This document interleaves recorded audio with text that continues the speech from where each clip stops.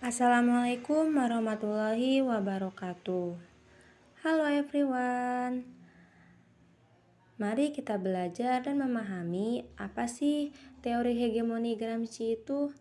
Langsung saja yuk. Di sini ada konteks sosial politik dan fenomena sosial yang melahirkan teori hegemoni Gramsci. Gramsci bukan filsuf yang melahirkan teori hanya dari kontemplasi, tetapi dari pengalaman, pengamatan, dan interpretasi kehidupan sosial politik dan fenomena sosial yang berlangsung di sekitar kehidupannya.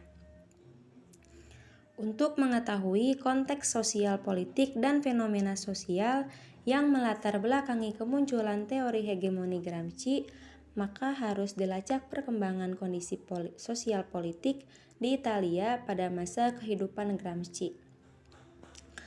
Pada saat Gramsci memulai aktivitas kuliah di Turin, Gramsci untuk pertama kalinya menjumpai kehidupan kota industri modern. Turin adalah kota industri yang bergelimang kemewahan dan sangat bertolak belakang dengan kehidupan di desa pertanian. Gramsci juga melihat hubungan sosial politik yang timpang antara kelas buruh di kota dan petani di desa. Perbedaan yang tajam tersebut melanggengkan konflik antara daerah industri utara dan kawasan pedesaan selatan. Kemiskinan dan ketidakadilan yang dialami Gramsci sejak kecil di daerah selatan membentuknya menjadi seorang revolusioner yang aktif melakukan perjuangan politik di Turin.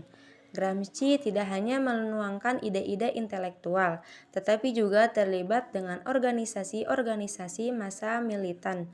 Gramsci selalu menuliskan setiap aspek masyarakat Turin dan kondisi sosial politiknya, sekaligus menganalisa sejumlah pemogokan dan demonstrasi buruh di Turin, serta peristiwa politik lainnya di Italia maupun dunia internasional.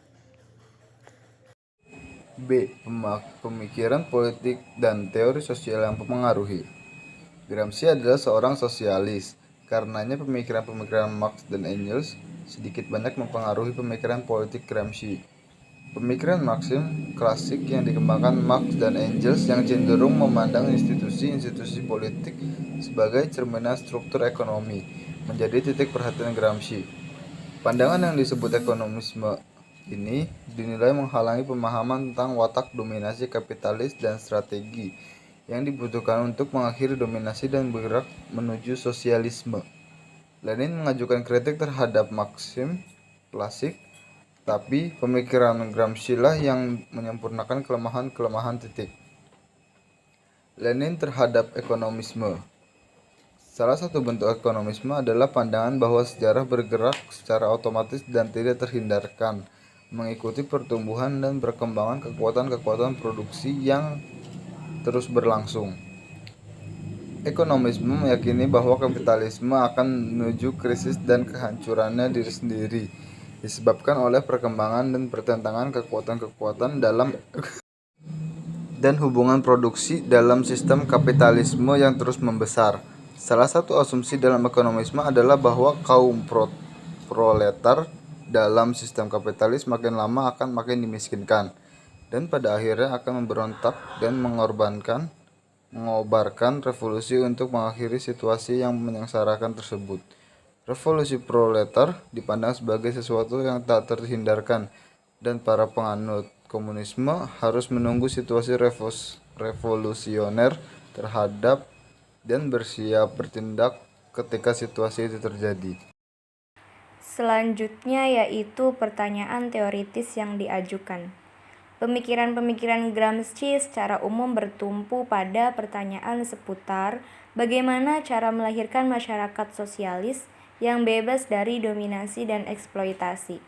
Secara khusus, Gramsci mempertanyakan mengapa terjadi kesenjangan antara teori Marxis dengan praktik politik kaum pekerja.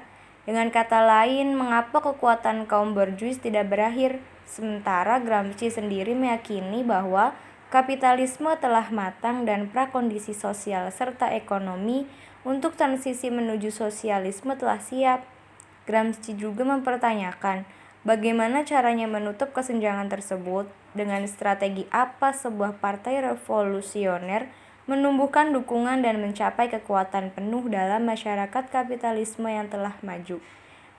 Pertanyaan Gramsci ini adalah upayanya mencari jawaban atas kegagalan strategi kaum pekerja dalam menumbangkan kaum borjuis di Italia, yang justru dibarengi dengan menguatnya kekuatan fasisme.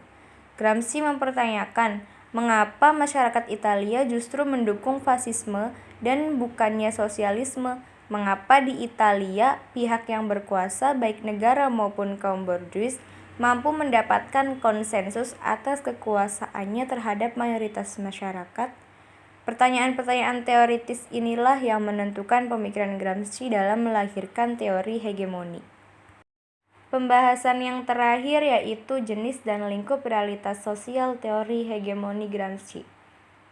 Realitas sosial yang dikaji dalam teori hegemoni Gramsci adalah hubungan antara kelas kapitalis, kelas pekerja, dan negara.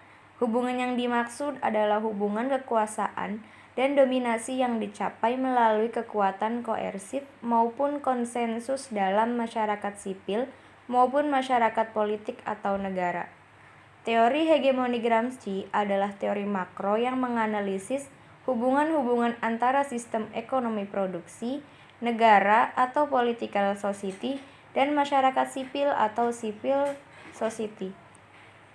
Hubungan yang menjadi titik analisa adalah hubungan kekuasaan dan dominasi yang diraih melalui mekanisme konsensus berbagai kekuatan sosial politik dalam masyarakat dengan menggunakan kepemimpinan politik dan revolusi intelektual serta moral.